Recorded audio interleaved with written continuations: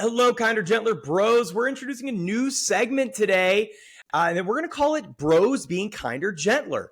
And I really wanted to have an opportunity to feature guys in the community that are doing really good work around mental health. And so we're going to do a weekly segment outside of the podcast where we feature guys that have, like our friend Ethan here today, unique ideas that are meant to help people with their mental health, specifically men who are doing these things. Other examples, other than Ethan's Dork Dancing, which is an amazing place for us to start, are going to be men leading group therapy, men as life coaches, men who do nonprofit work, men who work in education, other types of roles that we might think are generally female laden. So thanks everybody for joining. And Ethan, thanks for coming on the show. Yeah, of course. Thanks so much for having me and thinking to invite me. Yeah, of course. I mean, when I had this idea, actually, I think it was Richie or Mark, one of my friends who was like, oh, Dork Dancing should be up. Like people were telling me like, this should be something we do. Richie, who's the producer, his girlfriend, Maddie, had been to some Dork Dancing events way back in the day. I think she went to Sloan's Lake a couple times. So maybe it will have been her who said, we need to focus or do a segment on this. So thank you for the inspiration, Ethan. This is going to be a really fun segment to give us the chance to feature guys doing good work. So a little background on Ethan. He's a native of Baltimore, which unfortunately means he's a Ravens fan. Boo. And also a Miami Heat fan. Good. He's a real baller, Ethan. Ethan, throughout his life, has worked with kids in schools. I mean, movement and dance, as you're going to hear, are a real passion for Ethan. And so he's taken that work into schools where he's done programming focused on movement, exercise, dance, those kinds of things with students in extracurricular programs. And so, but Ethan's main mindful hobby is what we're going to talk about today. Dancing and movement are things that he does for his mental health. And so I'll let Ethan tell you about his journey and where Dork Dancing came from. Sure. Yeah. So Dork Dancing has been in development for many years, ever since I was a kid, but didn't have a name for it quite then. It was just dancing.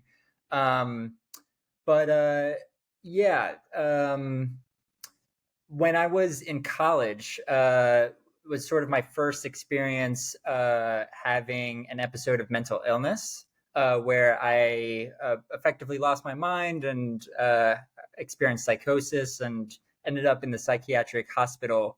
And I knew nothing about mental health at that point, but my whole world was shaken. And it was really hard for me to sort of get back into the swing of things. And I had mania, psychosis, and then depression. And basically was able to get out of my depressive state by, moving my body and challenging myself and going step by step.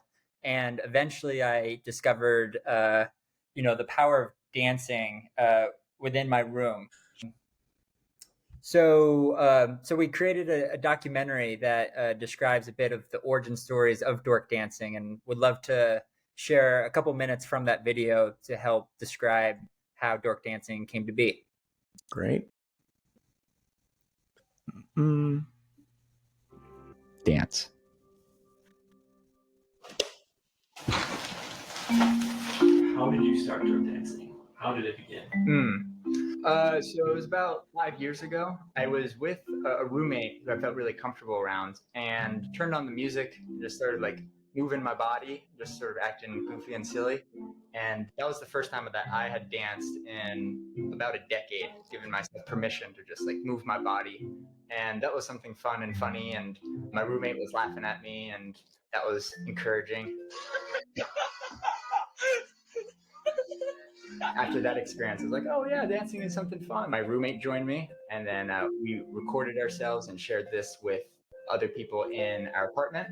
And then there's about 10 or so different people who were dancing freely, like dorks, in our room. And that's when I first discovered, oh wow, like dancing is something really cool and fun and lighthearted that brings people together and helps people feel better. I started Dork Dancing in Da Nang in response to COVID-19 and the lockdowns, so that they can have a tool for themselves to feel better. I observed that the world's kind of going crazy, and I just sort of leaned into that energy, and I was like, what the heck, I'm going crazy too, and this is how I deal with it. And I dance like a dork, and this helps me feel better. That's worked really well for me, and so I just wanted to share this concept with others. My name is Ethan, and I am Dork Dancing for Mental Health. The video itself, guys, is 18 minutes long. It rocks. We caught that there in the middle. Ethan gives more background and then more follow-up. But Ethan, so we leave the story in this documentary of Dork Dancing picking up in Vietnam. How did it go from there?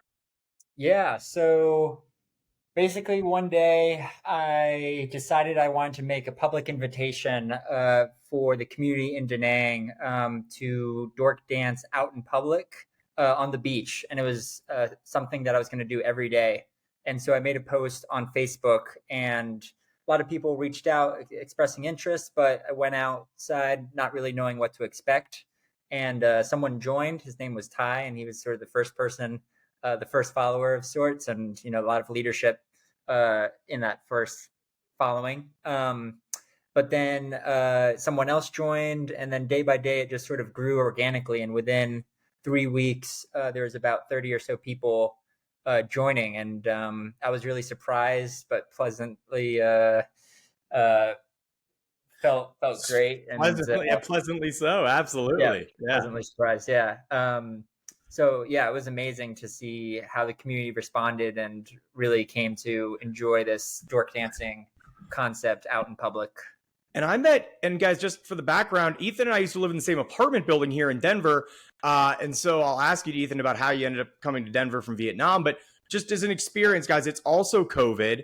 I think I was either in my apartment or up on the roof, and I just hear music blaring from the East High School front lawn here in Denver. And I look out and there's just like a guy dancing. And I, being me, as you all know me as well at this point, just went up to be like, what in the fuck is going on here? And that is how I met Ethan.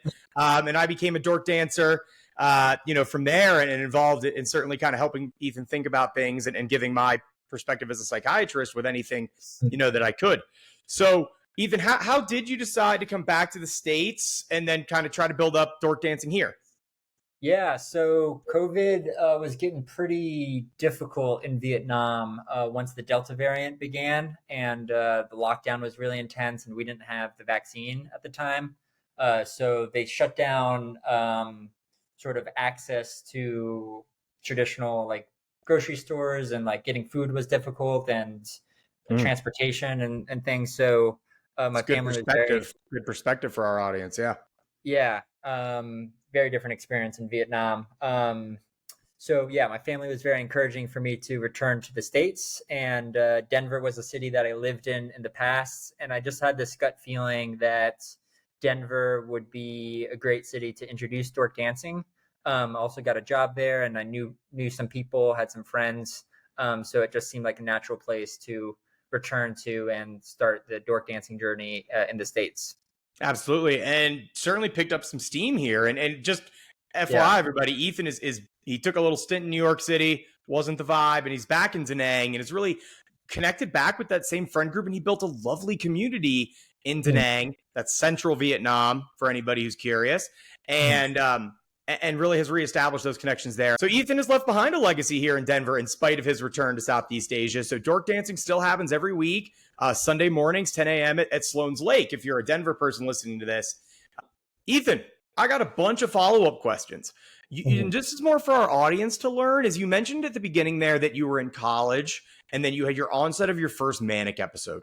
So for people who are confused at what that term means, that means Ethan suffers with bipolar disorder. Okay, we've talked about this a little bit in the past. The idea of bipolar disorder is that you have discrete mood episodes, so not within the minute, not quick mood swings, not second by second, but days to weeks of episodes of depression. And those are intermixed with episodes of mania, where you aren't sleeping, you don't miss the sleep, you don't feel like you need it. And as Ethan said, you can often get psychotic, which means you're out of touch with reality. So paranoid thinking, people are out to get you, delusions, like you have powers and you're meant for great things. These are things that people suffer with when they're manic. So Ethan, I appreciate you being honest about that, because it is a really raw time in people's life. And to Ethan's point, college age is the absolute most common time for these things to happen. It's not only biologic when they tend to happen most, but the stress of college and that time of life is also really what happens. So Ethan, I just, I think I'd be remiss if not to ask you, like, your experience in the hospital. Not a lot of people here have experienced such a thing, listening to the show.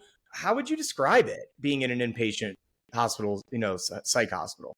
Yeah. Well, my first time, it was quite confusing. And because I was entertaining delusional thinking, I at the time believed I was the target of a conspiracy theory that was going to coerce me to commit an act of domestic terrorism. So I was just really in a different world altogether. And so the way I was interpreting things, like who's my ally, who's going to get me. And yeah, you said paranoid thinking. Yeah.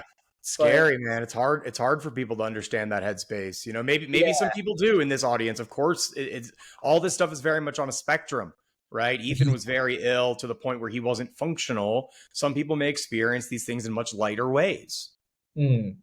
Right. But it's also, it feels, even though everyone's kind of in their own world, it feels like a safe place, and also a very unique setting to make friends. So yeah, I've been, hospitalized 4 times, and each time has been different. But yeah, I generally feel safe and comfortable, even though I'm confused and I'm processing a lot of different emotions. Yeah, Ethan, we're in an interesting situation. You and I've only ever been on the other end of that. When you any versions of Ethan would end up coming onto the floor, being in the emergency department, then me and a lot of my friends that you guys have met on the show would be the ones that Ethan's talking to. And so, I've definitely seen people in the throes of extreme mania, quoting Bible, talking about superpowers, government out to get me psychosis stuff. And guys, it really is a shot of life. I had not experienced much of that before I started my residency, and it really let me know what's going on out there and how hard people can suffer with this. So, but just to give you guys an example, at baseline, whether it be because his moods are more stable or because his medications are working, that's not what Ethan walks around experiencing day to day. Just for people to understand that's the difference between bipolar disorder and like a schizophrenia. In bipolar disorder, you experience the psychosis when you're really high or really low. With schizophrenia, you're kind of always experiencing the psychosis. That's the difference between them. So thanks for sharing that stuff, Ethan. I mean, it's just really hard, and it's our first dance into that kind of thinking that we'll touch on more in the future. So, Ethan, as you've tried to spread Dork Dancing around the world and around the country specifically, what have you learned about like people's reception to it? That kind of thing. I just wonder what your takeaways have been. Yeah, basically, what I've observed is each park, each city has a different culture. Sure does. Yeah, I would say that for Denver or any, for sure. Yeah, and Dork Dancing has its own culture. And so, and in Vietnam, here in Da Nang and across the country, and I think in China and other Asian or Southeast Asian countries, it's more of a norm to be like dancing out in public, and to have speakers, and also like noise tolerance. I think in the US, a lot of people expect or demand, peace and quiet, even, in cities. And so I've faced some challenges like with permits and like, some people complaining and things, but overall, if we can overlook just those couple of complaints, people really do enjoy the music, and especially people who are walking by, the smiles on their faces, or a number of people that might just jump in and I was helping Ethan get people to jump in there on Fridays in City Park for a while.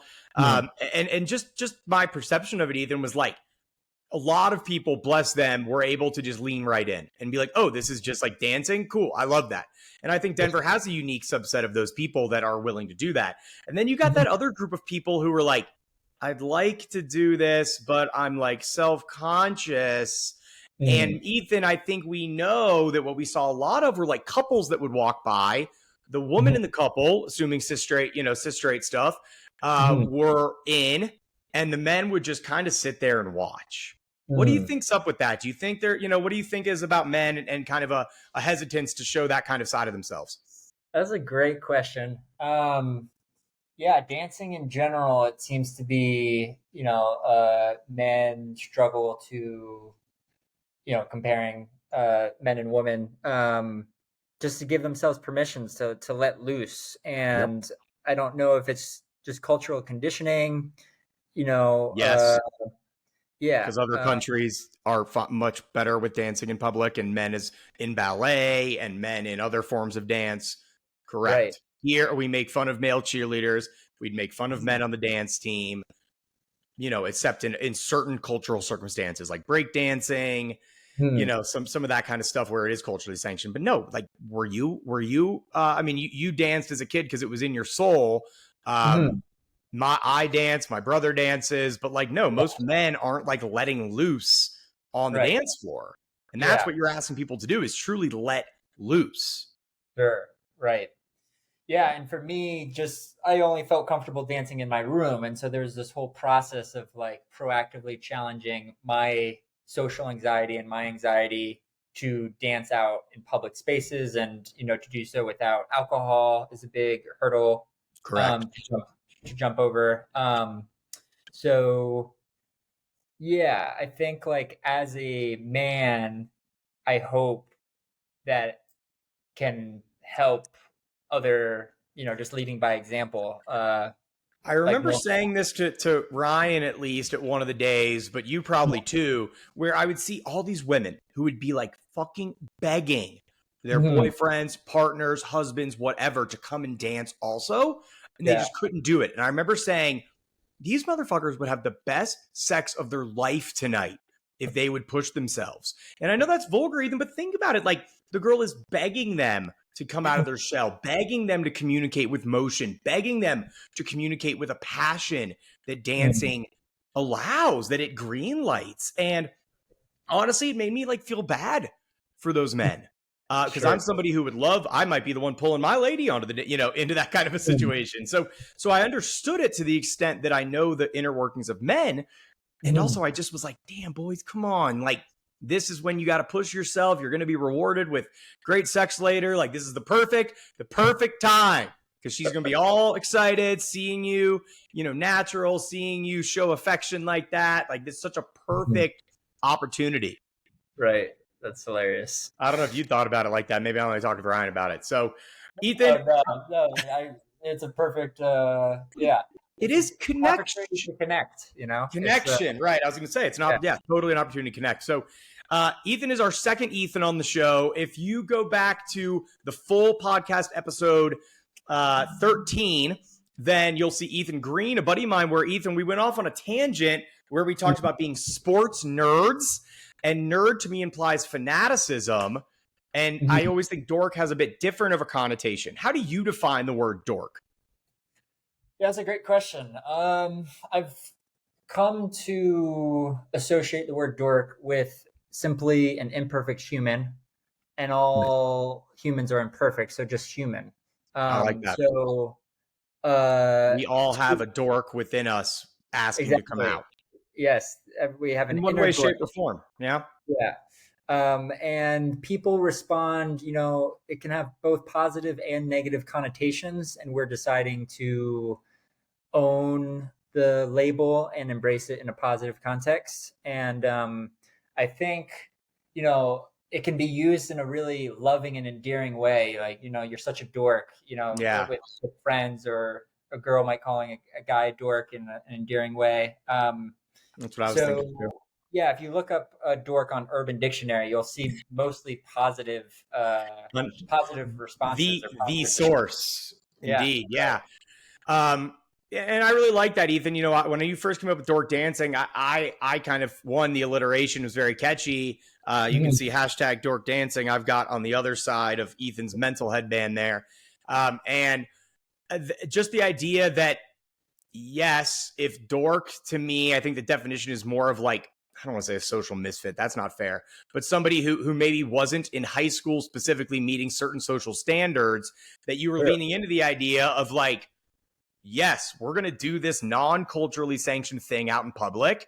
And Right. just because you're cool does not mean you're too cool to give yourself the permission. Like those men we were talking about, in many ways, maybe they felt too cool to dance in public, when truly, as we try to redefine cool in this show, Ethan, we have it mean we don't care what other people think. We are comfortable in our own skin. And that is what those men should be seeking, as far as Dork Dancing gives them the green light to do. So obviously just a great, service that you've done for the community here, Ethan. Just really cool. It's been so cool to watch, the idea flourish from when, I first met you. So Ethan, thank you so much for being the perfect first guest for this Bros Being Kinder, Gentler in Our Community segment. What a cool, unique way. I hope, hey, reach out, guys. If other people listening or watching this think like, dude, I do something cool like that, I would love to feature it, because what a unique way to start this off. And thanks, Ethan, again, for being vulnerable and being able to share about your own mental health journey as well. Ethan, tell people where they can find the full version of the documentary that we only took a slice of, and other ways to find Dork Dancing.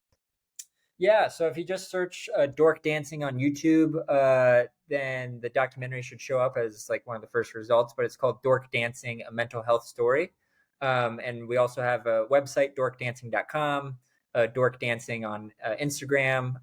So whatever platform, social media, or on the internet, just Dork Dancing, and you'll find our links. And if you're not in Denver, where you could go to Sloan's on Sunday mornings, Ethan has been pretty consistently looking to spread this idea. So I'm sure he'd be open to people reaching out if this is something you think you'd like to get going in your community. So Ethan, thanks again for your time, and look forward to having you back on for whatever subject you fit next, man. Thanks so much. Yeah, of course. Thank you. Appreciate it.